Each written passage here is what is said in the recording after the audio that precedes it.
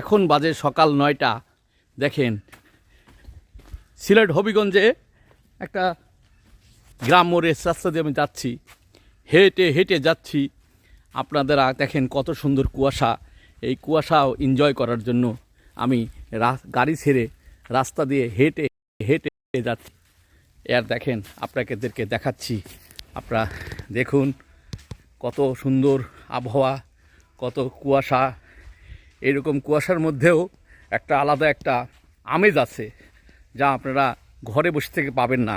আপনাদেরকে ঘর থেকে বের হতে হবে, ঘুরে ঘুরে দেখতে হবে এই যে আবহাওয়া, এত সুন্দর প্রকৃতি, কুয়াশা আচ্ছন্ন।